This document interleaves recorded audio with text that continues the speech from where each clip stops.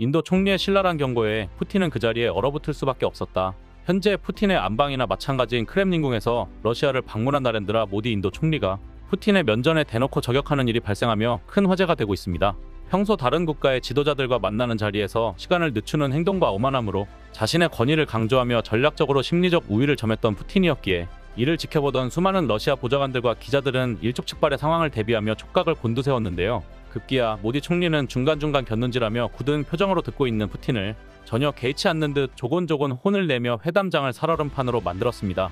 더욱 충격적인 사실은 하루 전날 모스크바 외곽 노보오가려고 관저에서 따로 비공개 만남을 요구한 모디 총리는 푸틴을 향해 겁도 없이 한국을 건드리고 있다는 예기치 않은 발언으로 살벌한 분위기를 만들었다고 하는데요. 도대체 무슨 일이 일어난 것인지 자세히 알아보았습니다.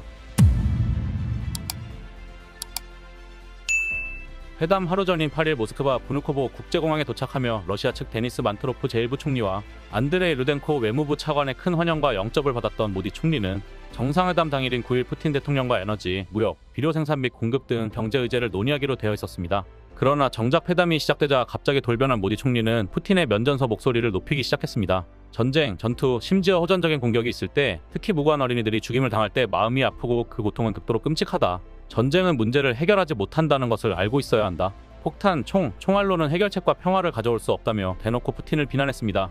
인도도 아닌 바로 러시아에서, 그것도 푸틴의 안방이나 다름없는 크렘린궁에서 거만함의 끝판왕인 푸틴을 향해 이런 발언을 퍼붓는 것은 상상조차 하기 힘든 일이었는데요. 그러나 이는 전날 우크라이나 수도 키이우의 아동병원 오크흐마트리트 병원이 러시아 미사일로 폭격당하며 최소 2명이 숨지고 16명이 다쳤다는 사실에 분노를 제어하지 못한 모디 인도 총리였습니다.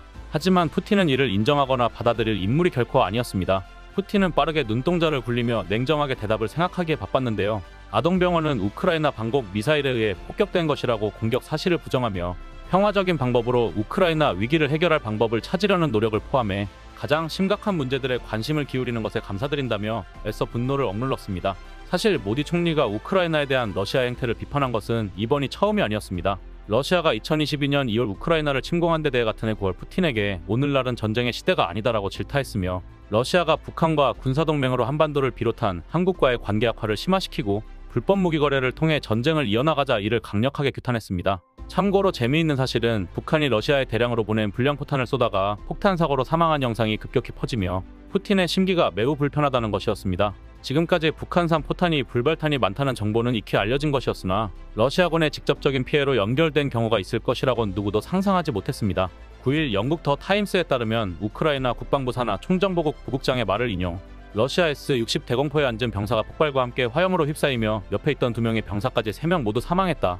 이 대공포는 57mm 포탄이 장전되어 있었고 북한에서 공급받은 불량품이 문제가 되었다. 북한이 보낸 포탄들 대부분이 1970년대에 생산된 낡은 포탄으로 50년 된 이 포탄들 절반은 아예 작동하지 않거나 사용 전 점검을 받아야 할 정도로 불안정한 상태다. 이에 분노한 푸틴은 후속 조치를 위해 김일성 군사종합대학 총장을 비롯한 군사교육 간부들을 러시아로 대거 파견시킨 것으로 확인되었다고 밝혔습니다. 실제로 하르키우 등 격전지에 한글로 각인된 포탄 파편들이 나뒹굴고 있으며 지금까지 67의 컨테이너가 러시아로 갔다는 점을 확인, 컨테이너에 실린 무기가 152mm 포탄이 300만 발 이상, 방사포탄이면 50만 발 이상으로 추정된다고 설명하기도 했습니다. 이처럼 푸틴의 심기가 좋지 않은 상황에서 모디 총리의 발언은 결코 간단히 넘어갈 문제가 아니었는데요. 사실 둘의 관계는 이미 정상회담 전날부터 심상치 않았습니다. 이틀 일정으로 러시아를 방문한 모디 총리는 첫날부터 모스크바 외곽 노보오가려고 관저에서 푸틴과 비공식 회담을 가졌는데요. 크렘린궁이 공개한 영상을 보면 넥타이를 매지 않은 푸틴과 인도 전통 의상을 입은 모디 총리는 차와 과일, 견과류, 과자 등이 놓인 탁자를 사이에 두고 이야기를 나눴으며 푸틴은 모디 총리를 태우고 전기 카트를 직접 운전해 장소를 이동하는 모습을 보였지만 그러나 로이터 통신에 따르면 인도 러시아 관계에 정통한 소식통을 인용, 모디 총리는 각 통역 한 명만 대동하고 1대1 대화를 요청했으며 자유로운 의제에 대해 비공식 대화를 나누기를 원했고 한국의 우크라이나 전쟁 개입 가능성에 대해 언급하며 푸틴에게 신랄한 경고를 보냈다고 전해졌습니다. 모디 총리는 한국이 이미 세계적으로 인정받는 강력한 군사력을 보유하고 있다고 강조하며 한국을 자극해 우크라이나 전쟁에 한국의 개입이 시작된다면 러시아에게 치명적인 타격은 물론 돌이킬 수 없는 재앙을 맞이할 것이라 경고했습니다. 그도 그럴 것이 나랜드라 모디 인도 총리는 이미 모든 걸 알고 있었습니다. 과거 군수품의 절반을 러시아에 의존해왔던 인도는 우크라이나 전쟁을 통해 러시아의 군사무기가 아주 형편없으며 그 그 위력이 쓸모없을 정도로 과장되어 있다는 사실을 깨달은 것인데요. 이미 인도 국방부는 점차 러시아를 버리고 한국의 하나에어로스페이스로부터 이전받은 기술을 활용해 K9 바지라를 제작, 중국과의 국경 긴장이 계속되는 라다크 지역에 배치함으로써 그 위력을 직접 체험하며 중국을 압도적으로 견제하고 있습니다. K9 바지라는 중국의 PLC-05보다 기동성과 내구성에서 뛰어나며 사격 속도와 자동 장전 시스템에서 우수한 성능을 보여주고 있기 때문인데요. 이에 인도 육군은 K9 바지라 200여 문을 추가 배치할 계획이며 노한 소련제 BMP-1과 BMP-2 보병전투차 2600여 대 또한 하나에어로스페이스의 레드백 보병전투장갑차로 대체하려 하고 있습니다. 게다가 인도 육군은 고고도 지역에서 라이벌인 중국을 견제하기 위해 보다 빠른 배치와 이동이 가능한 경전차의 필요성을 느끼고 하나에어로스페이스의 K9 자주포 도입에 이어 K21 경전차 공동 생산 의지까지 적극적으로 드러내고 있습니다.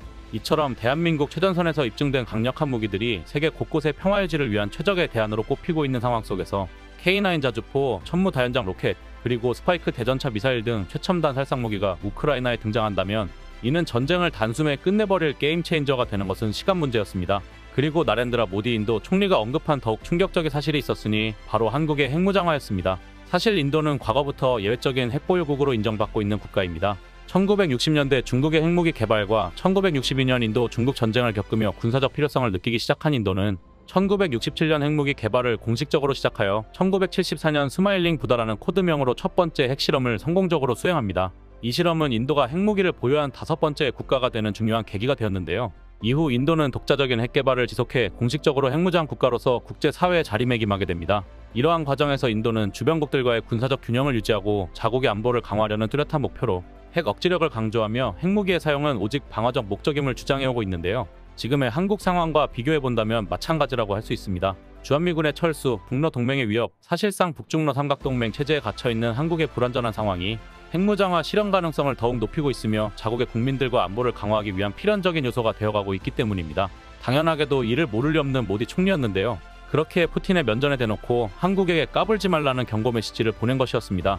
그렇다면 의문이 듭니다. 그토록 오만함이 하늘을 찌르는 푸틴이 이런 모욕적인 말을 듣고도 가만히 있을 수밖에 없는 이유가 무엇일까? 그 이유는 아주 간단했습니다.